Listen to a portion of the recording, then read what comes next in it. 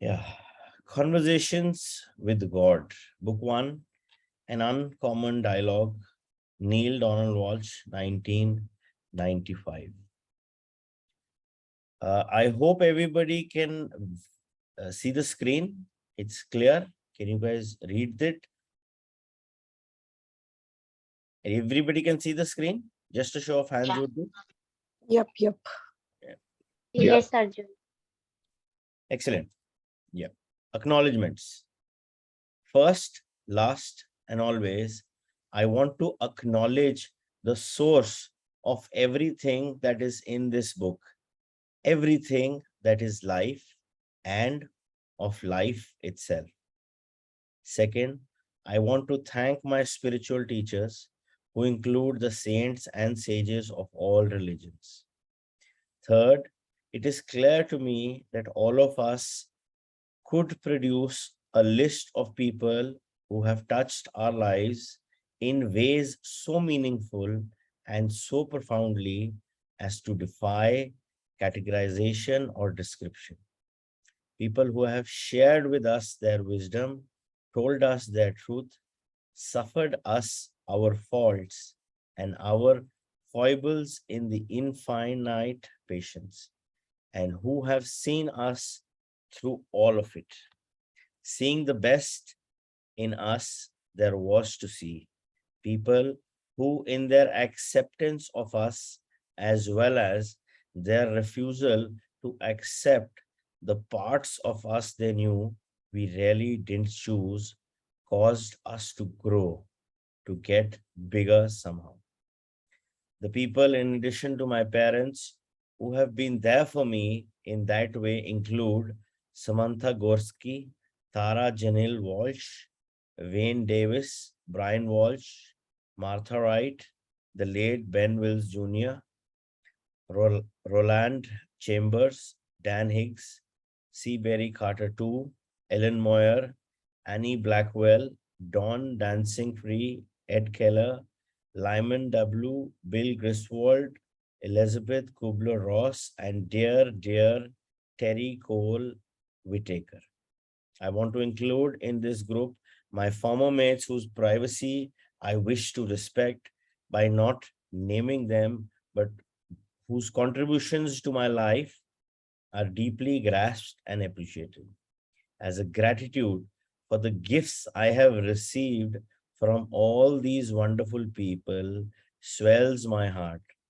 I am especially warmed by the thought of my helpmate, spouse, and partner, Nancy Fleming Walsh, a woman of extraordinary wisdom, compassion, and love, who has shown me that my highest thoughts about human relationships do not have to remain fantasies, but can be dreams come true.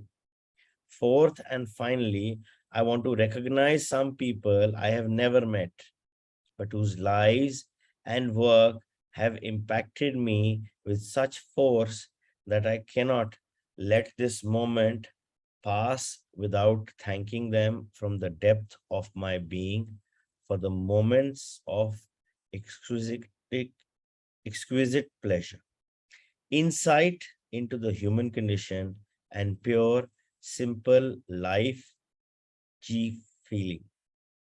I made up that word. Okay, different. They have given me. You know what it is like when someone has given you a taste, a glorious moment of what is really true about life. For me, most of these have been creative or performing artists because it is from art that I will receive inspiration, to which I retreat in moments of reflection, and in which I find which we call God most beautifully expressed. And so I want to thank John Denver, whose songs touched my soul and fill it with new hope about how life could be. Richard Bach, whose writings reach into my life as if they were my own, describing so much of what has been my experience. Barbara Streisand, whose directing, acting, and musical artistry grips my heart time and time again, causing it to feel what is true, not merely knowing it. And the late Robert Helen, whose visionary literature has raised questions and posed answers in ways no one else has dared even approach. For Annie M. Walsh, who not only taught me that God exists, but opened my mind to the wondrous truth that God is my best friend, and who was far more than a mother to me, but gave birth in me to a longing for and a love of God and all that is good. Mom was my first meeting with an angel. And for Alex M. Walsh, who told me repeatedly throughout my life, there is nothing to it. You don't have to take no for an answer. You make your own luck, and there's more where that came from. Dad was my first experience of fearlessness. It's interesting. All books, the first page is always about acknowledgements, and they acknowledge each and every person who has helped them or contributed something. As human beings, we cannot just survive by ourselves. For each and everything we need or we have, there have been multiple people, multiple organizations, multiple societies responsible. You know, Imagine yourself sitting in a restaurant and eating your favorite dish. So, there was a person who grew those vegetables.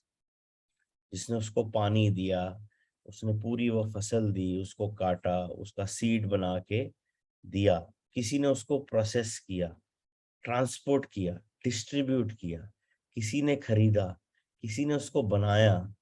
you know so there is a long chain of so much contribution, so much of an effort by so many people in whatever you are doing. You're wearing a shirt. I mean, there have been somebody made the thread, somebody made the kapda, somebody stitched the shirt, somebody ironed the shirt, somebody washed it, somebody packed it, somebody transported it, somebody bought it, somebody got it into the retailer store, and then you went and bought it. So whatever we do on this journey, there has been a lot of contribution from a lot of people, which are sometimes, or I would say a lot of times, not visible. So it's very important in life to always acknowledge whoever has helped you get something by just a simple word of thank you. So this acknowledgement is nothing but a thank you to all the people who have contributed for the book that the author has written, and it's there in all the books. So what do we learn from acknowledgements? Is that we need to be in gratitude for whoever has helped us in whatever we are. And there is not a single thing on planet Earth where it has been, you are the creator and you are the end user. So there has been some contribution somehow or the other in whatever you do. आप bed पे सो रहे हो तो bed किसी ने बनाया है, उसका प्रोसेस में, फैक्ट्री में, रॉ मटेरियल में, there has to be some person before. So in life, it is very important to acknowledge the efforts, the work of other people. And, it does not take much to just use the word, a simple word of thank you to anybody and everybody who's contributing towards any kind of an experience which you are living on this school of work.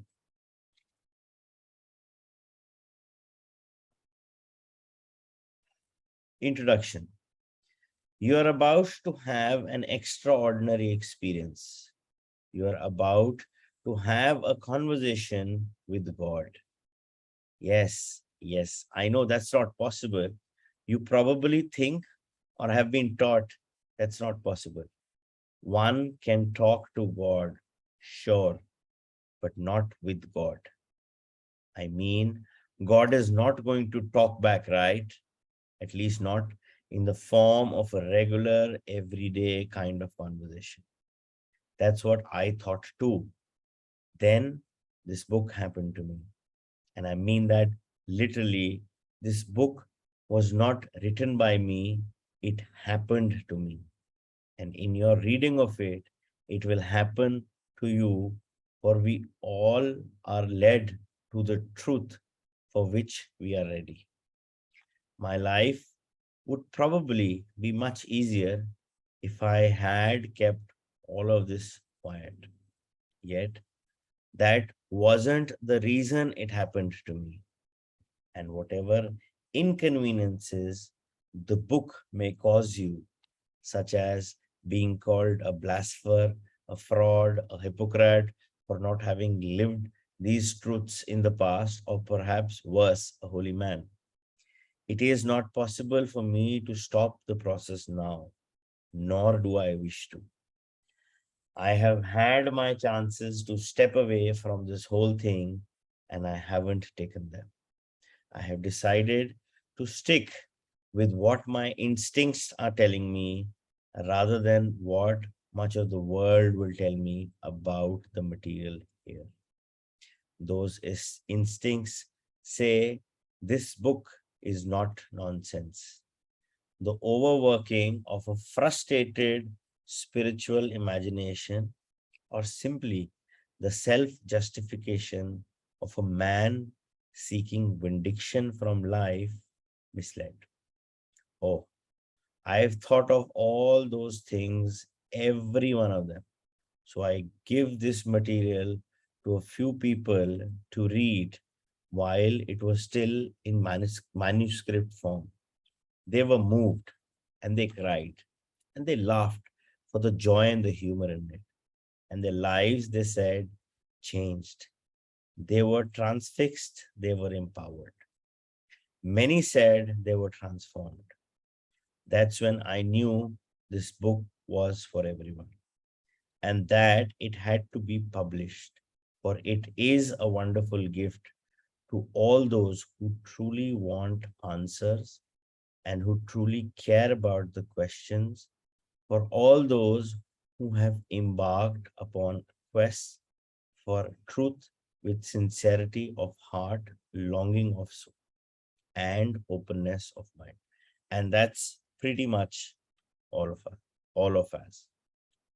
This book addresses most, if not all, of the questions we have ever asked about life and love, purpose and function, people and relationships, good and evil, guilt and sin, forgiveness and redemption, the path to God and the road to hell, everything. It directly discusses sex, power, money, children, marriage, divorce, life work, health, the hereafter, the before now, everything. It explores war and peace, knowing and not knowing, giving and taking, joy and sorrow. It looks at the concrete and the abstract, the visible and the invisible, the truth and the untruth. You could say that this book is God's latest word on things. Although some people might have a little trouble with that, particularly if they find that God stopped talking 2000 years ago, and that if God has continued communicating, it's been only with holy men, medicine women, or someone who has been meditating for 30 years, or good for 20, or at least half decent for 10, none of which categories includes me. The truth is, God talks to everybody, the good and the bad. the saint and the scoundrel, and certainly all of us in between. Take, for instance, God has come to you many ways in your life, and this is another of them. How many times have you uh, visible?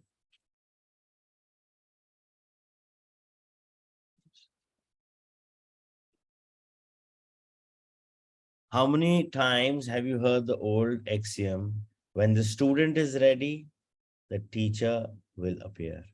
This book is our teacher. Shortly after this material began happening to me, I knew that I was talking with God directly, personally, irrefutably, and that God was responding to my questions in direct proportion to my ability to comprehend. That is, I was being answered in ways and with language that God knew I would understand. This accounts for much of the colloquial style of the writing and the occasional references to material I had gathered from other sources and prior experiences in my life. I now know that everything that has ever come to me in my life has come to me from God. And it was now being drawn together, pulled together in a magnificent, complete response to every question I ever had. And somewhere along the way, I realized a book was being produced, a book intended for publication. Indeed, I was told specifically during the later part of the dialogue in February 1993 that three books would actually be produced, and that number one, the first would deal mainly with personal topics, focusing on individuals' life's challenges and opportunities. The second would deal with more global topics of geopolitical and metaphysical life on the planet and the challenges now facing the world. And the third would deal with universal truths of the highest order and the challenges and opportunities of the soul. This is the first of those books, completed in February 1993. For clarity, I should explain that as I transcribed this dialogue by hand, I underlined or circled words and sentences which came to me with particular emphasis, as if God were booming them out. And these were later placed in italics by the typesetter.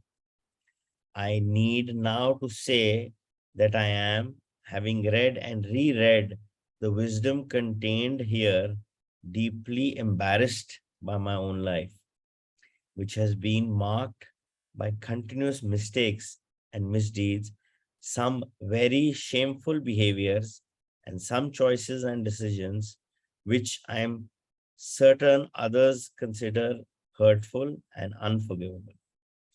Though I have profound remorse that it was through others' pain, I am unspeakably grateful for all that I have learned and found that I have still yet to learn. Because of the people in my life, I apologize to everybody for the slowness of that learning, yet I am encouraged by God to grant myself forgiveness for my failings and not to live in fear and guilt, but to always keep on trying to live a grander version. I know that I know that's what God wants for all of us. Neil Donald Walsh, Central Point, Oregon, Christmas 1994. The best part, what the author says, I never wrote this book. It happened through me. You know. So what exactly is this concept? Uh, we all have certain frequencies. I mean, for everybody, frequency is like a particular address or a radio frequency. When you tune into that frequency, like if you want to listen to 98.3 FM. So you need to tune your radio to 98.3 ki frequency, and you will, get to listen to what is there at 98.3 frequency. So, and all different feelings we have or emotions we have, like love, gratitude, anger, every particular emotion has a particular frequency. So, in order to be on the frequency of love, you need to tune in into the frequency of love. So, when the author is right now referring that I never wrote this book, it happened through me. That is the way it works when you're working in that connection with the divine, where things are working through you. That means it is not you who's doing it, it is happening through you. You are just a via medium. You know, it's a common notion which a lot of misconceptions which a lot of healers have is that they can heal. No, it is only God who can heal. A healer is just a via medium. Similarly, the author here is a via medium of God. And once we get into this book and we get into the various dialogues of how God answered his questions, you will get to know that it was happening through him. So he is very clearly and very honestly, written in the start that, I never did it. It happened through me. So in life, when you're in tune with that frequency of God, it happens. It's like it's one of my favorite words in the last 6 months is, everybody talks about free will and everybody talks about God's will. And yeah, I mean, for me, right now, I'm at a point where I say that I'm living the God's will.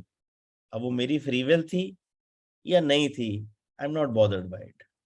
So, there comes a point where you can actually tune in that frequency of God's will or God's command and just be in acceptance of what is. That is where it happens through you, because then you are not the doer. And as a healer, you are just a via medium for what God wants to do.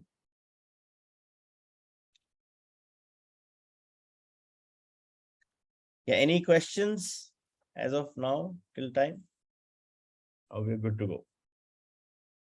Anybody wants to ask anything? Any doubts, questions, gray areas? All good?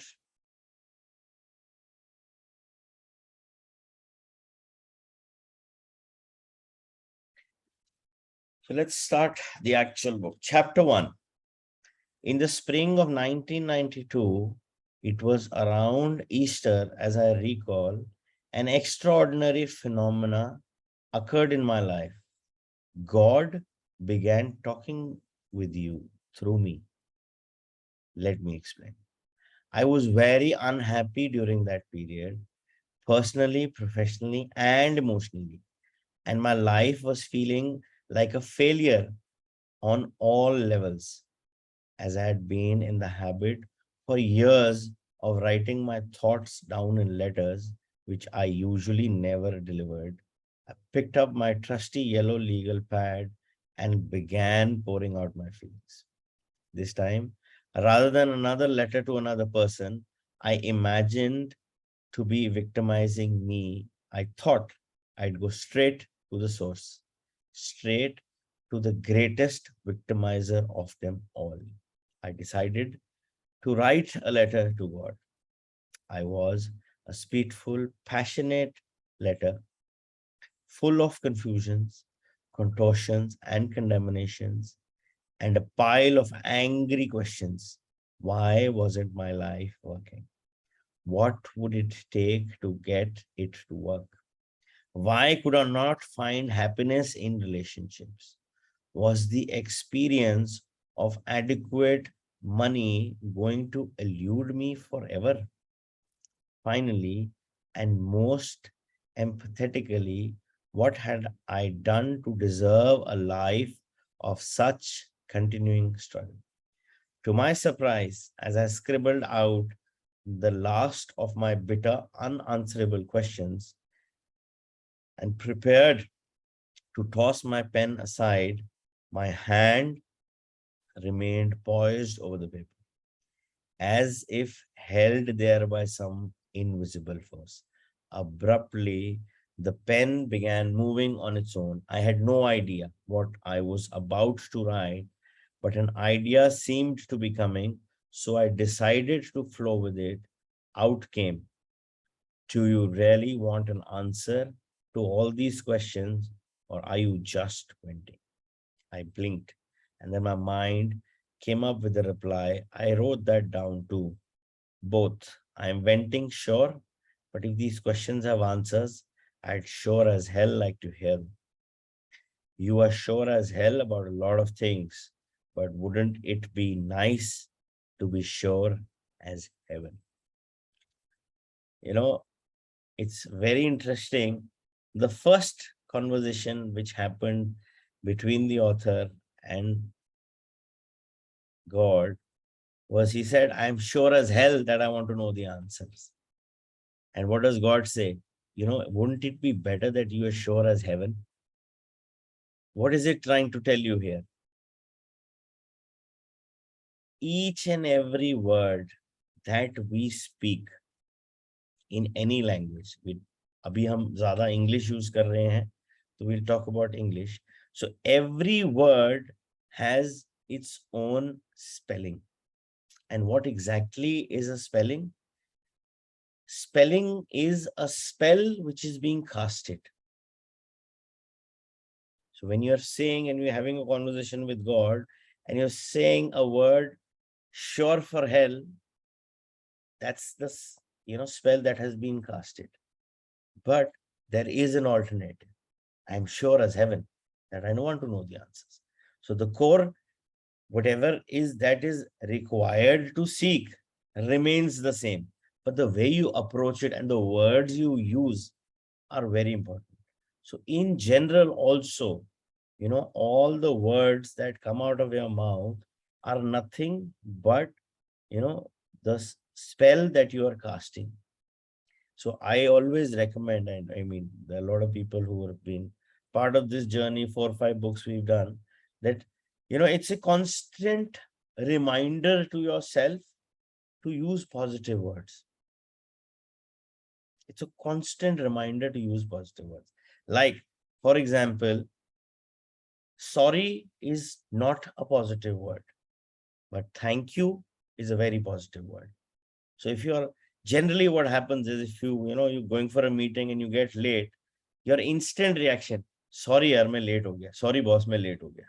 Whereas it can actually be replaced, yeah, thank you guys so much for your patience for waiting for me. Yeah, thank you so much.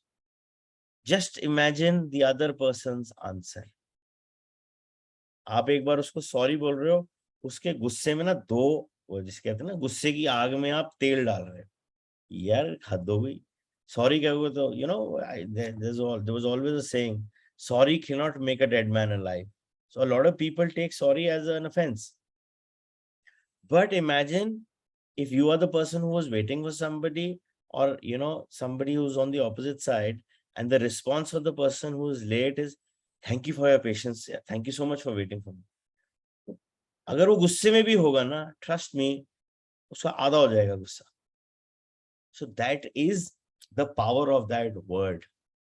So whenever we are speaking, a lot of times we are just speaking the word for the heck of it. But when we get into a journey and we start choosing our words wisely, because जो भी हम मुंह से बोल रहे हैं, it's a manifestation in itself. Because वो हम बोल रहे हैं, that's the spell we are casting, and that is it is being listened by the universe there and then. वो बोलते नहीं है यार तेरे मुंह में तो सरस्वती, तू जो बोलता है सच हो जाता है. It's there with everybody.